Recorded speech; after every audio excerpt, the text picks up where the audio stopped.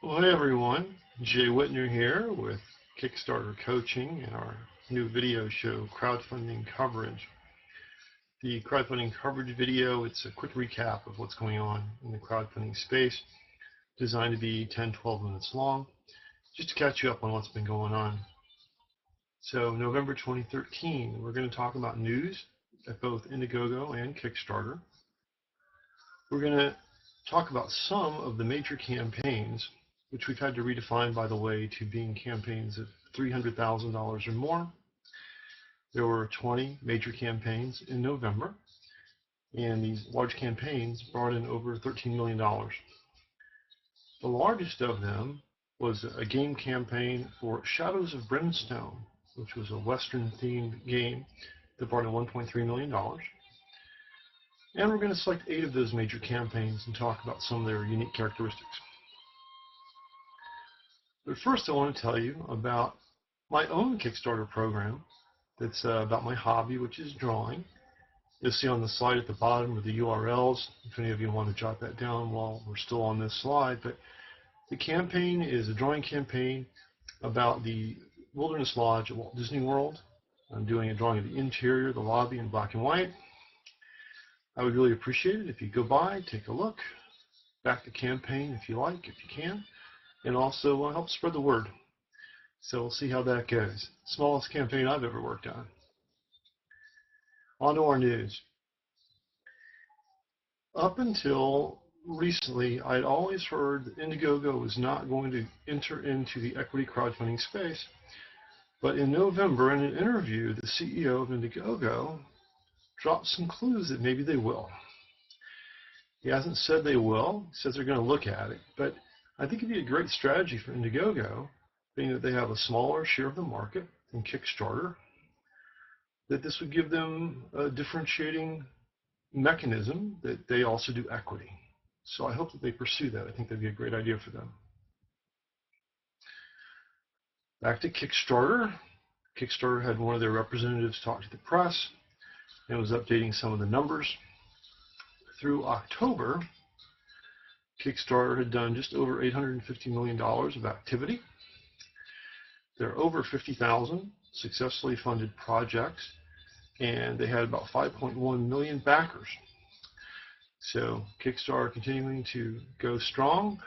They did not quite reach the $900 million level in the month of November, so maybe we'll talk about that next time. Kickstarter, as you may be aware, opened up in the UK a year ago, and they've done quite well now. They have brought in approximately $35 million from UK individuals, and perhaps more importantly than the money, they already have over 300,000 members of the UK, 300,000 citizens have become backers. That's a very good score, considering the population is smaller and for only 1 year. So it looks like Kickstarter is well established now in the UK.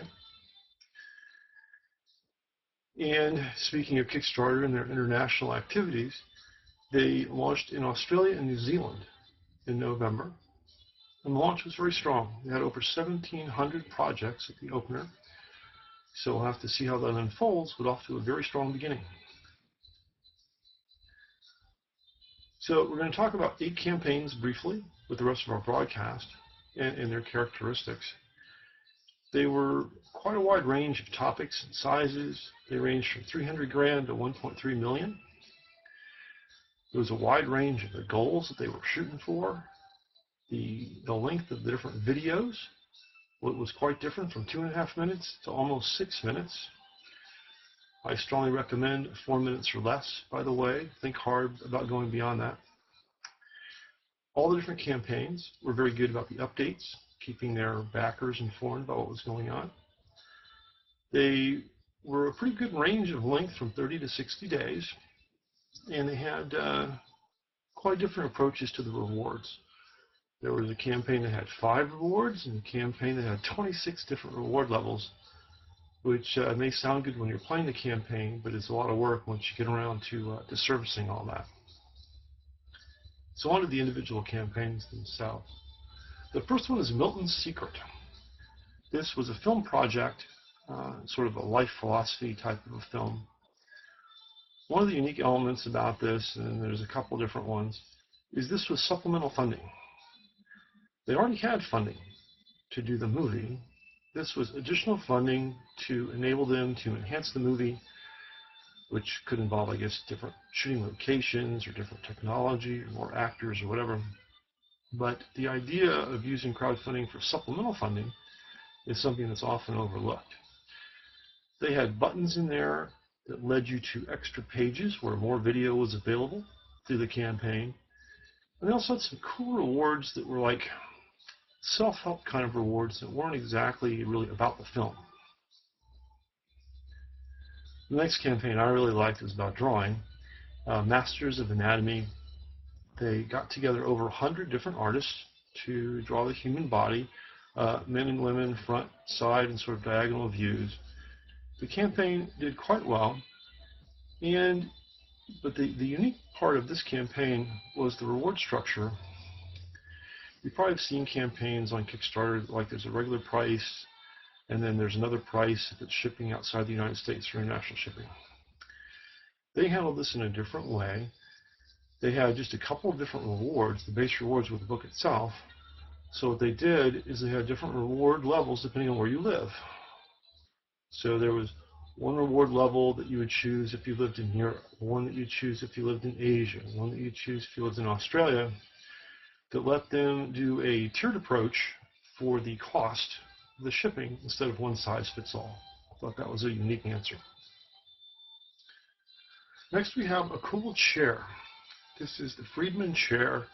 He's an inventor and an orthopedist and has designed this chair that helps you sit in a way that's better for your body.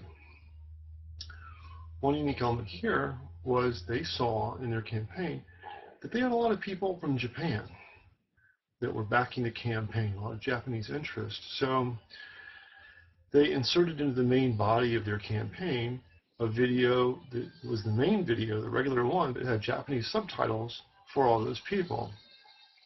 Now, certainly, it's unlikely that many of you will have a campaign you'll have a huge Japanese participation in, but the idea of keeping an eye on who your backers are and developing specialized content for big categories of your backers, I think, has good relevance and something to keep in mind. Next, we have a campaign that's about biking. This is a sort of an electric motor for your bike that fits into the rear wheel of the bike. And some of the cool aspects of this campaign that did quite well, they brought in $700,000.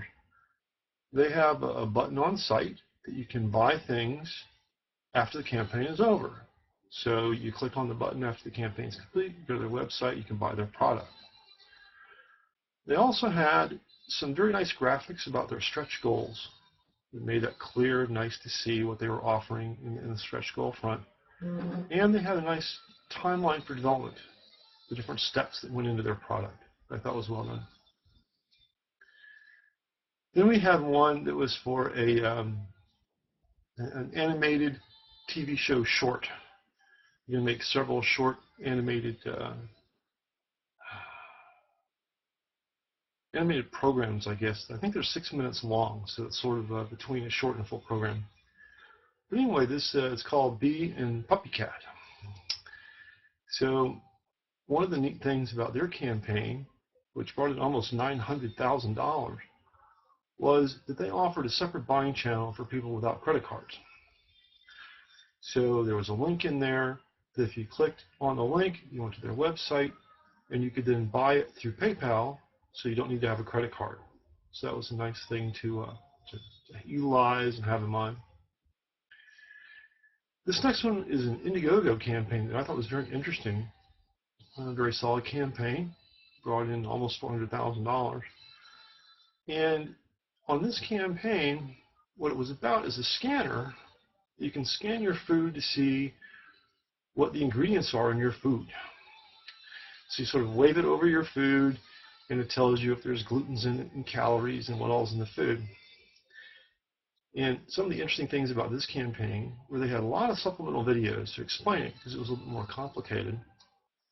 And they had one unique thing in their reward structure that was, the big reward was, we'll give several of these units to a school as an educational program.